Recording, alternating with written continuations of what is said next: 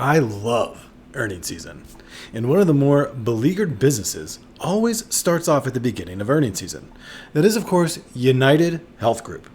2024 was a year of both highs and lows for UnitedHealth Group, but ultimately finished the year on a low note. And after releasing their earnings report last week, the stock took yet another hit to start out 2025. But was this small setback warranted? Let's dive into this earnings report to see why the stock fell and assess their strong earnings outlook for 2025. Welcome to the Quality Investor. I chronicled the woes for UnitedHealth Group throughout 2024. We saw a cybersecurity attack, DOJ inquiry, disappointing Medicare pricing, Senate legislation targeting pharmacy benefit managers, or PBMs, and to top it off, a brazen assassination of the UnitedHealthcare CEO, Brian Thompson. We come into 2025 hopefully putting all of that volatility behind us. But UnitedHealth still had to release its Q4 2024 earnings results. UnitedHealth lost over 6% on the day of their earnings. This after starting 2025 on a relatively solid note, up 7.5% year to date, right before earnings. The earnings themselves were not bad, certainly not good, but what was the reason behind the 6% fall? And what does their 2025 outlook portend for the stock going forward? But before we get into it, please like this video and subscribe to the channel. It only takes a second, helps us grow, and you can stay on top of all the quality businesses in the market. Before digging in, I want to express how resilient this stock is. Despite the tumultuous 2024 I outlined prior, the stock was only down 4% in 2024. Many businesses facing the scrutiny of UnitedHealth would have tumbled much farther in the market. The main reason, in my opinion, is UnitedHealth is an earnings machine. Taking large hits in Q1 with the cybersecurity attack and the divestiture of a losing South American business, UNH still posted over $15 earnings per share and saw great recovery of its free cash flow, which I'll show later. The earnings, however, missed on revenue while beating earnings per share, a mixed bag. But that wasn't the cause for alarm in the market. No, it was actually an issue that's been lingering all year for UNH. The issue is medical care ratio. That is, how much medical costs UNH pays as a percentage of premiums. It is the health insurer's equivalent of cost of goods sold. It came in at 87.6% for Q4, 150 basis points above estimates of 85.1.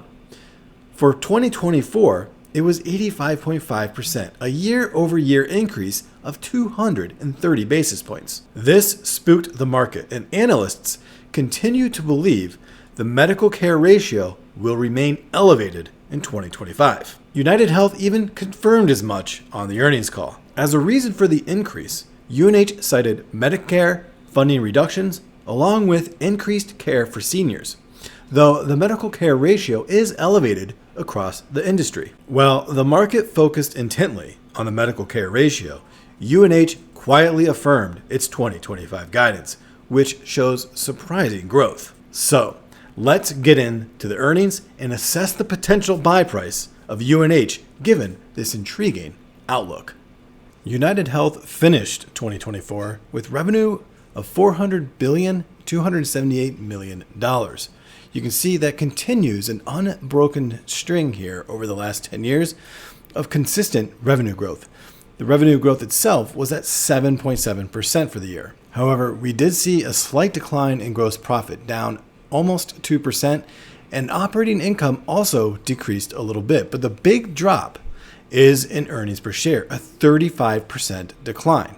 You can see it went from $23.86 in fiscal year 2023 down to $15.51. If you've been watching my videos about UnitedHealth over the past year, then you know what happened in Q1. That was really the main driver for the decline we see in earnings per share. They had a cybersecurity attack which disrupted operations for a few weeks, as well as the divestiture of their Brazilian business, which was a loser for them. It's important to note that both the cybersecurity attack and that divestiture are one-time events, so we should see UnitedHealth return to more normalized numbers going forward. So after the decline we saw, their share price is now $509.76.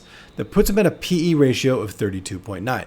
That is actually a pretty high PE ratio historically for UnitedHealth Group. The average PE of the peers I use for UnitedHealth's exit multiple valuation is actually at 21, so it's considerably higher than what their peers are. However, I will note the big reason for that elevated PE is because of that decline in earnings in 2024. The other thing that stands out for UnitedHealth is the decline we see here in free cash flow. For 2024, it ended up at $20.7 billion. That's actually a decline from $25.68 billion. Almost a decline of 20%. That's not exactly what we'd like to see. And the reason for this isn't because of the divestiture of the Brazilian business. On the cash flow statement, that's actually added back into the operating cash. So on the cash flow statement, we see that we're starting out with a net income of $15.2 billion. Not great compared to the $23.1 in 2023. But we can add back that loss on the sale here, an $8.3 billion loss. In Q1, UnitedHealth suffered significant losses because of the cybersecurity attack due to downtime in the business. Again, I encourage you to check out some of my videos back in Q1 that explain that. And there's also there's deferred income taxes, which is a significant increase, a $3 billion increase in decline of operating cash from 2023, as well as the net changes in operating assets and liabilities. Basically, working capital increased. So we saw a decrease in working capital in 2023, a subsequent increase in 2024, and that's going to be the reason for the declining cash and operating cash. Capital expenditures remained relatively flat. Now, this deferred income tax, it's tough to parse through some of the 10Ks and find exactly what it's related to. It looks like it's related to the sale of the Brazilian subsidiary. We'll know for sure once the annual report is released. But the point is that's also a one-time event. So we should see free cash flow rebounding in 2025 or even increasing above 2023 levels. I want to quickly highlight the individual businesses that make up UnitedHealth Group. We have the UnitedHealthcare, the insurance arm, $298.2 billion in revenue, up from $281.4 billion in 2023, about a 6% year-over-year increase. But we do see that large decline here in operating margin, down to 5.2% from 5.8% in 2023. Again, that's related to the increased medical care ratio. But some green shoots here are the number of people that they're serving with the business. That grew by 2.4 million in 2024, which now stands at 29.7 million people. That's essentially corporate health plans and individual health plans. However, members covered by the Medicare and Medicaid did decline a bit to 19.6 million individuals from 19.9 million in 2023. The Optum arm of the business continues to show very strong growth.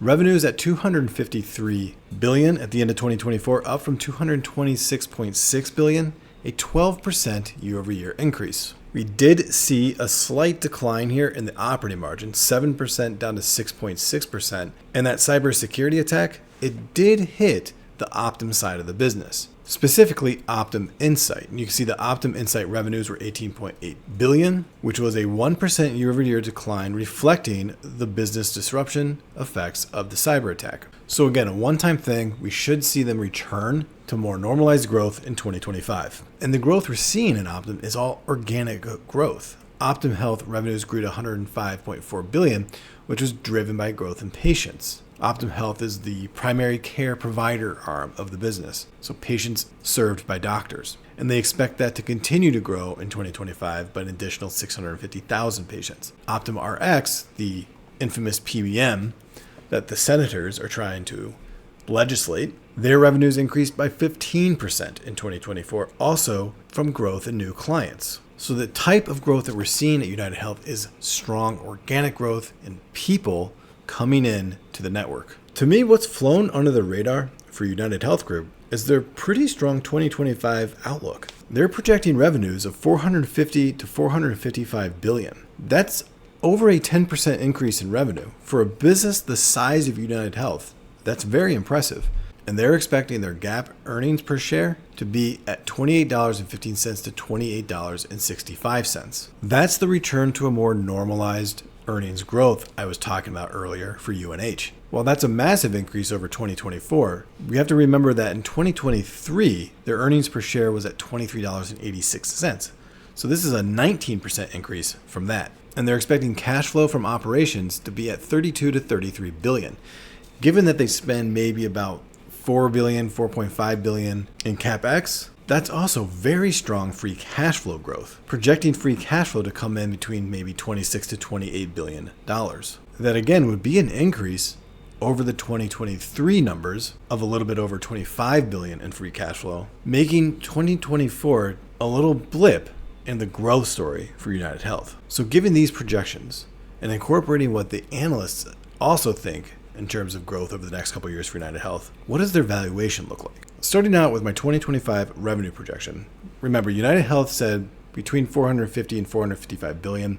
Analysts are closer to about 448 billion. So I'm using that for the top end of my bull case. But on the base case, I'm being a little bit more conservative. I have revenue growing at 10% to 440.969 billion. Operating margin should return to a more normal rate, so about 8.5% in year one. And earnings per share, I'm again projecting slightly lower than what the analysts and UNH themselves are projecting. I'm at $28.09. The low end of UNH's projection is at $28.15, something around there. With a free cash flow conversion rate of $1.04, that gives us free cash flow of nearly $27 billion in 2025. All these numbers are slightly more conservative than what the analysts and UnitedHealth are projecting. And then going forward, I have a long-term revenue growth rate of 7%, 8% growth for operating income with operating margin pretty much remaining flat over the next 10 years at 8.5%. Earnings per share growing at 8% and free cash flow growing at 6% per year. One great quality about UnitedHealth is they're an excellent dividend payer. Their dividend in 2024 came in about $8.18,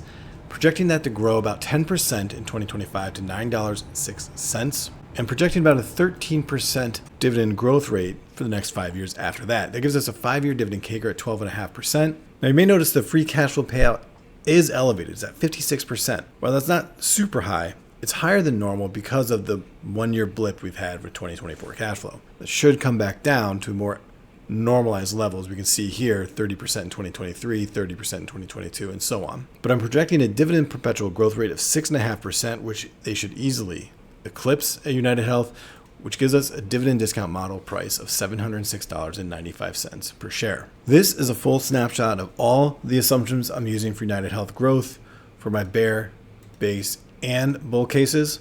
I won't go into all the detail here, but for revenue, I will say that my bear case revenue growth is at just under 5%, 6% for the base case, and 7.34% for the bull case. Historically, their 5-year CAGR on revenue is at just under 11%. And ultimately, I am projecting free cash flow conversion on the bear case at $1.06, $1.08 for the base case, and $1.10 for the bull case. That would give us 5.8% free cash flow margin on the bear, 6.5% free cash flow margin for the base, and 7% free cash flow margin for the bull case. Tying it all together, given that share price of $509.76 today, I already mentioned the PE ratio 32.9. It is elevated over the 5 and 10-year average. We have a forward PE of 18.1. Remember, we're returning to a more normal earnings growth rate here in 2025. So that actually puts their forward PE below their 10-year average of 20.1. My bear case DCF is at $573.84, base case at $696.35, and a bull case DCF of $842.64. The dividend discount is at $590 for the bear, $706.95 for the base, and $870.37 for the bull case. The exit multiple, and I'm using comps of Humana, Elevance Health, and Cigna, is at $335.32. Their average PE is at just over 21, and that's based on a current earnings per share of UnitedHealth. So we should see that exit multiple increase going forward, but it does give us a bit more of a margin of safety here. So the valuation average on the bear is at $518.40, $608.74 for the base, and $722.74 in the bull case.